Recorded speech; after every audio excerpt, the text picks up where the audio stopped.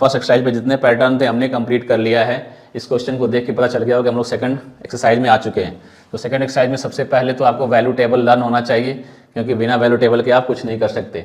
बात समझ में आ रही कि नहीं आ रही? तो वैल्यू टेबल अच्छी तरीके से लर्न कर लेना।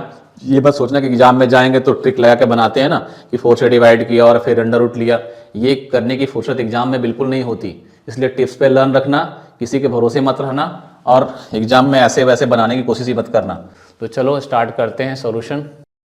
अब इस पे जो हम डायरेक्टली एक्सप्रेशन नहीं लिखते हैं, क्योंकि एक्सप्रेशन तो लिखा हुआ है, सॉल्यूशन में डायरेक्टली हम लोग आगे बढ़ जाते हैं वैल्यू पुट करने के साथ साथ। ठीक है, तो हमारा वैल्यू क्या मिलेगा? देखो tan 60 की वैल्यू कितनी होती है बेटा? √3 होती है। तो √3 का स्क्वायर प्लस 4 cos स्क्वायर 45 है, cos स्क्वायर 45, cos 45 कितना होता है? 1/√2। बिना वैल्यू याद किए कोई काम नहीं बनेगा, याद रखना। प्लस 4 cosec स्क्वायर 60, cosec 60 कितना होता है? sin 60 का इन्वर्स होता है, sin 60 होता है √3/2, ये हो जाएगा 2/√3, 2/√3 का square plus 2 cos square 90, cos 90 की वैल्यू 0 होती है, 0 का स्क्वायर, तो 0 ही आने वाला है। ठीक है बेटा, मैंने वैल्यू पुट कर दी है सबकी। अब आप देखो 2 cosec 30, cosec 30 यानी sin 30 का उल्टा, sin 30 होता है 1/2, cosec 30 हो जाएगा 2। ठीक है, प्लस 3 sec 60, cos 60 का इनवर्स, cos 60 कितना होता है बेटा? याद रखना है, cos 60 होता है 1/2, 1/2 का इनवर्स तो 2 हो जाएगा, माइनस 7/3 cot 30, cot 30 कितना होता है बेटा? साइन tan 30 1/√3 होता है, cot 30 होता है √3, तो √3 का स्क्वायर, ये ध्यान रखना है बिल्कुल। वैल्यू पुट कर दिया हमने, सबकी वैल्यू पुट कर दी। अब हमें सिंप्लीफाई करना, ये कितना आएगा? 3 प्लस ये कितना आएगा? 4 है और ये 2 आएगा ना बेटा, तो 4 से 2 2 जा 4, 2 आ गया, 2 लिख दिया मैंने, प्लस 4 है ये और ये 2 का स्क्वायर कितना आएगा? 4, और नीचे कितना है? ये आएगा 3, स्क्वायर डायरेक्ट लिख देता हूँ मैं यहाँ पे। 4 है और 2 का स्क्वायर आएगा 4, 4 को जा 16, 16 अपॉन में कितना आ गया? 3, प्लस अब यहाँ पे कितना आएगा? 0, तो इसको लिखने की जरूरत ही नहीं है। ठीक है, आगे चलिए नीचे, ये कितना आएगा? 4 प्लस ये कितना आ रहा है? 3 2 जा 6, 4 प्लस 6, ओके, प्लस ये कितना आएगा? 7 × 3, ये 3 से कैंसिल हो गया, माइनस का 7 हो जाएगा सिर्फ, यहाँ क्या हो जाएगा? माइनस का 7, माइनस का 7, क्योंकि √3 का स्क्वायर तो 3 आएगा, 3 से 3 कैंसिल, तो 7 आ गया माइनस का। आगे देखिए 3 और 2 5, 5 प्लस 16/3, और ये कितना आ गया नीचे? 10 - 7, 10 - 7 कितना आ गया? 3, तो ये कितना आ गया? देखो 3 5 जब 15 और 16 कितना होता है? 15 और 16 31 होता है, 31 अपॉन ये कितना हो जाएगा? नीचे देखो ये आ गया 10 से -7 आ गया, ये 10 ही था ना, 4 और 0 6, तो 10 - 7 3, और पहले से 31/3 है और ये 3 मल्टीप्लाई होकर के नीचे कितना हो जाएगा? 9। तो इसी वे में, इसी तरीके से आप इसकी वैल्यू भी निकाल सकते हो। सिर्फ वैल्यू पुट करना है, मल्टीप्लाई करना है और सिंप्लीफाई कर देना है। ठीक है, तो आई थिंक ये क्वेश्चन आप आसानी से कर पाओगे, बहुत ही इजी है।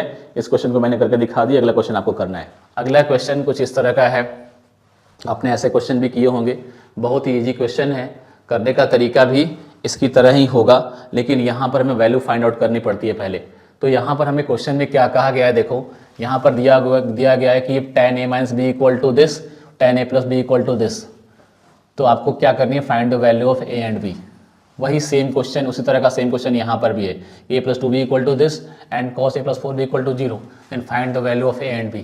तो मैं नीचे वाला कर लेता हूँ, नीचे वाला आपको शायद तकलीफ होगी करने में, तकलीफ तो दोनों में से किसी में नहीं होगी क्योंकि सारे एक जैसे हैं, लेकिन यहाँ पे नीचे 0 दिया हुआ है और a + 4 भी है, तो ये ज़्यादा सुटेबल होगा कि मैं इसको करके आपको दिखाऊं। ठीक है, वो क्वेश्चन इससे थोड़ा ज़्यादा आसान है, तो वो वाला क्वेश्चन आपके लिए छोड़ रहा हूँ और ये वाला मैं करके दिखा रहा हूँ। ठीक है, sin a + 2b की वैल्यू गिवन है, sin a + 2b की वैल्यू गिवन है, कितनी दी है बेटा?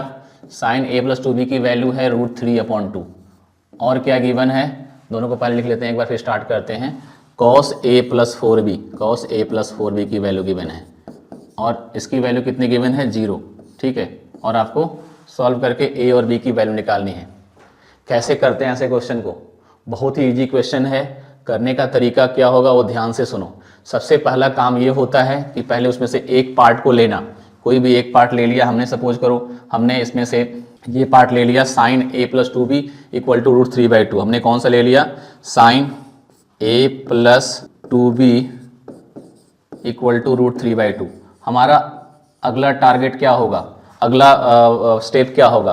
अगला स्टेप ये होगा कि हम यहाँ पे चेक करेंगे क्या लिखा हुआ है, यहाँ पे क्या लिखा हुआ है, साइन लिखा हुआ है।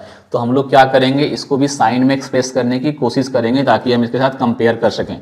तो हमने इसको पहले नोट कर लिया, साइन a प्लस बी लिख लिया यहाँ पे, a प्लस 2b है, a प्लस 2b हमने नोट कर लिया यहाँ पे। और यहाँ पर कितना है देखो, √3/2 का साइन कितने की वैल्यू, √3/2 हमें चेक करना है। तो साइन 60 की वैल्यू होती है, तो हमने यहाँ लिख दिया उसके लिए साइन 60। ठीक है, साइन 60 लिख लिया और कंपेयर किया यहाँ पे, तो हमें क्या मिल गया, a प्लस 2b की वैल्यू कितनी मिल गई हमें, a प्लस 2b की वैल्यू मिल गई 60। कैसे कंपेयर किया देखो, यहाँ साइन है, यहाँ पे साइन है, यहाँ भी साइन है, यहाँ भी एंगल है, यहाँ भी एंगल है, और दोनों इक्वल हैं। तो दोनों इक्वल हैं तो हमें क्या करना चाहिए बताओ, यहाँ भी साइन, यहाँ भी साइन, यहाँ ये वाला एंगल, यहाँ एंगल, लेकिन दोनों इक्वल हैं, इसका मतलब साइन साइन के साथ इक्वल है तो ये वाला भी इसके साथ इक्वल होगा। हमने कंपेयर करके लिख लिया, तो हमारे पास पहला क्या मिल गया कि a plus b 2b equal to 60।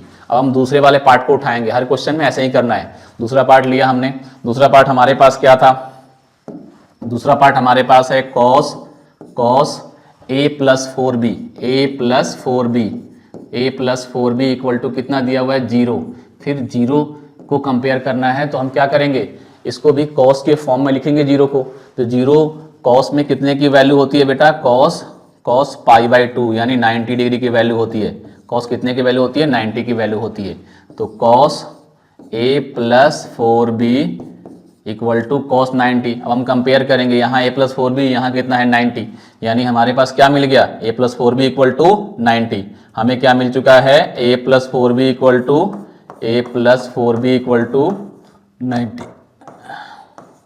ठीक है, तो हमें दो इक्वेशन मिल गया, एक पहला इक्वेशन ये मिला, दूसरा इक्वेशन ये मिला। अब दोनों इक्वेशन को हमें क्या करना है, सॉल्व करना है। सॉल्व करने के लिए कुछ नहीं, आपने चैप्टर नंबर 3 में सीख रखा है ना कि कैसे हम लोग यूज करते हैं किसका, एलिमिनेशन का यूज करते हैं, सब्स्टिट्यूशन का यूज करते हैं। तो आप कोई भी मेथड यहाँ पे यूज कर सकते हो। मैं यहाँ पे एलिमिनेशन यूज करने जा रहा हूँ बिकॉज मुझे a और a दोनों में सेम दिख रहा है। सब्ट्रैक्ट करने पर क्या होगा, a कैंसिल हो जाएगा। तो इक्वेशन 1 माना हमने इस वाले को, हमने इसको मान लिया इक्वेशन 1 और इसको मान लिया इक्वेशन 2। ठीक है बेटा, तो आपके पास था a plus 2b equal to 60। First equation में हमने अभी करने क्या जा रहे हैं, इक्वेशन 1 माइनस इक्वेशन 2 करने जा रहे हैं। ठीक है बेटा, ताकि हम इसको कैंसिल कर सकें। a माइनस 4b, ठीक है, a माइनस 4b की वैल्यू कितनी दी है बेटा, 90। सब्ट्रैक्ट करेंगे तो क्या होगा, माइनस प्लस और फिर माइनस। ठीक है बेटा, नहीं यहाँ पे प्लस था पहले से ना, पहले से प्लस था तो यहाँ प्लस रखेंगे, तो यहाँ भी क्या होगा,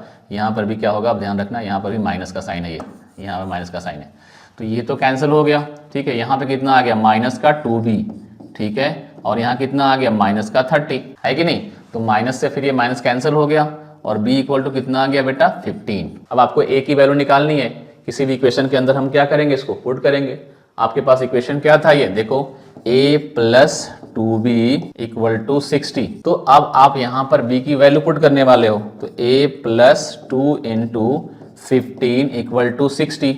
ठीक है, इसको इधर लेके जाओगे ना, तो a इक्वल टू कितना मिल जाएगा, 60 माइनस 30 इक्वल टू 30। तो a की वैल्यू मिल गई, b की वैल्यू मिल गई। नेक्स्ट क्वेश्चन है कि 2 sine square theta minus cos square theta equal to 2 given है और थीटा की वैल्यू फाइंड आउट करनी है, ये क्वेश्चन। और दूसरा क्वेश्चन है 7 sine square theta plus 3 cos square theta equal to 4, यहाँ tan थीटा की वैल्यू फाइंड आउट करनी है।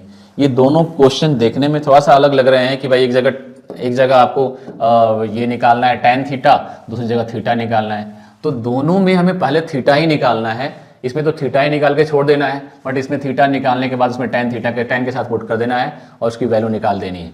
तो दोनों क्वेश्चन एक जैसे हैं और एक तरीके से सॉल्व होंगे। ठीक है, अब जैसे आपके सामने एक क्वेश्चन आ गया तो करने का तरीका क्या होगा, उसको ध्यान से समझना है कि कोई भी क्वेश्चन जब सामने आता है तो करते कैसे हैं, क्वेश्चन करने का वे क्या होता है। सबसे पहले तो मैं अपने क्वेश्चन को यहाँ नोट करता हूँ कि 7 sine square theta plus 3 cos square theta equal to 4, ये गिवन है और आपको थीटा की वैल्यू निकालनी है। आपके सामने जैसे ही क्वेश्चन आ गया, आप शौक में पड़ गए, करें तो क्या करें, यहाँ पे थीटा निकालने के लिए क्या तरीका आजमाना चाहिए, क्या करना ऐसा चाहिए। तो अभी आपने जो क्वेश्चंस किए थे उसमें क्या किया था, आपने कंपैरिजन किया था कि नहीं किया था, कि tan a plus b equal to something दिया था तो आपने क्या किया था, कंपैरिजन किया था। यहाँ पे भी कंपैरिजन करना पड़ेगा। तो आपको कंपेरिजन करने के लिए इस साइड में कोई एक ही चीज़ होनी चाहिए, या तो साइन होना चाहिए या तो कॉस होना चाहिए। ठीक है, तो हम इसको क्या करेंगे, एक ही साइन या कॉस में बदलने की कोशिश करेंगे और फिर इसके बाद क्या कर लेंगे, कंपेयर कर लेंगे। यही काम यहाँ भी करना है, ये काम यहाँ भी करना है। ये क्वेश्चन मैं आपको करके दिखा रहा हूँ, ये क्वेश्चन आपको करना है। ठीक है, तो यहाँ पर मैं करके दिखाता हूँ आपको, देखो ध्यान से देखना, अच्छी तरह समझना। देखो आपके पास क्या है, 7 sin स्क्वायर थीटा है और 3 cos स्क्वायर थीटा है। आप इसमें से साइन स्क्वायर और कॉस स्क्वायर में से किसी एक को चेंज करोगे। किसको चेंज करना चाहते हो आपके ऊपर है, आप किसी को चेंज कर सकते हो। अगर कॉस को चेंज करोगे तो साइन में पूरा का पूरा एक्सप्रेशन आएगा, अगर साइन को चेंज करते हो तो कॉस में पूरा का पूरा एक्सप्रेशन आएगा। यहाँ पे मैं क्या कर रहा हूँ, मैं अपने हिसाब से मैं इसको कॉस को साइन में बदल रहा हूँ। ये 7 sin स्क्वायर थीटा पहले से है, मैंने इसको छोड़ दिया, मैं अभी कॉस को साइन बदलने वाला हूँ। कॉस थीटा इक्वल टू क्या होता है, cos square theta equal to क्या होता है, 1 माइनस साइन स्क्वायर थीटा। क्या होता है, 1 माइनस साइन स्क्वायर थीटा। बात समझ में आ रही कि नहीं आ रही है। कॉस थीटा क्या होता है, 1 माइनस साइन स्क्वायर थीटा, हमने रख दिया यहाँ पर इक्वल टू। और क्या करना है आगे सिंप्लीफाई में क्या करना है, हमें 7 से मल्टीप्लाई तो यहाँ पे है ही, हमें 3 का वहाँ पे मल्टीप्लाई करना पड़ेगा और सिंप्लीफाई करना है। तो 3 आ गया minus 3 sin square theta. 7 sin square theta है और यहाँ पे 3 sin स्क्वायर थीटा है, इन दोनों का क्या हो जाएगा, माइनस हो जाएगा। तो कितना बन जाएगा यहाँ पे बताओ, बचेगा यहाँ पे 4 sin स्क्वायर थीटा बचेगा। यहाँ बच गया आपका 4 sin स्क्वायर थीटा। कितना बच गया, 4 sin स्क्वायर थीटा। और 3 को उस साइड भेज दो, तो कितना आ जाएगा बेटा, 4 माइनस 3। बात समझ आ रही कि नहीं आ रही है। अगले स्टेप में चलते हैं हम लोग बेटा, बहुत ईजी है, यहाँ से आगे बढ़े हम लोग। तो यहाँ से आपके पास आएगा साइन स्क्वायर थीटा की वैल्यू, इधर तो आएगी 1, इधर आएगी 1, और यहाँ कितना आएगा, 4 माइनस 3 कितना होता है, 4 माइनस 3 1, तो हमने यहाँ 1 लिख दिया। और ये 4 जो है अपॉन में चला जाएगा, 1/4। ये किसकी वैल्यू, साइन स्क्वायर थीटा की है ना। तो साइन थीटा की वैल्यू कितनी हो जाएगी, अंडर रूट में जाएगा, अंडर रूट 1/4, अंडर रूट 1/4, यानी ये वैल्यू आ गई 1/2। ये प्लस और माइनस में आएगी, लेकिन माइनस वाले वैल्यू के लिए आपको लेके नहीं चलना है, यहाँ पर दोनों वैल्यू मिलेगी प्लस और माइनस की। तो यहाँ पर आपको लिखा हुआ नहीं है कि स्मॉलर एक्यूट एंगल या ऑब्ट्यूज को आप दोनों लेके चल सकते हो, लेकिन आपके हिसाब से जो वैल्यू निकालनी है थीटा की, अगर आपको थीटा की वैल्यू नहीं निकालनी होती तो आप कुछ भी दोनों वैल्यू लिख करके छोड़ देते हैं वहाँ पर साइन थीटा की। लेकिन थीटा की वैल्यू निकालनी है और माइनस के लिए आपको पढ़ना नहीं है, इसलिए वो वाला पार्ट को हम कैंसिल कर लेंगे, सिर्फ साइन थीटा की वैल्यू 1/2 लेंगे। और साइन में 1/2 किसकी वैल्यू है, हमारे कंपेरिजन का टाइम आ चुका है। ठीक है, साइन में 1/2 किसकी वैल्यू होती है बताओ, ये साइन थीटा है और ये 1, अब यहाँ पर पहले इसको लिख लेते हैं, ये साइन थीटा है और ये साइन में कितना है, साइन किसने की वैल्यू होती है 30 की, तो ये आपका 30 है, तो ये 30 और ये थीटा, तो थीटा की वैल्यू क्या हो जाएगी कंपेयर करने पे 30 डिग्री।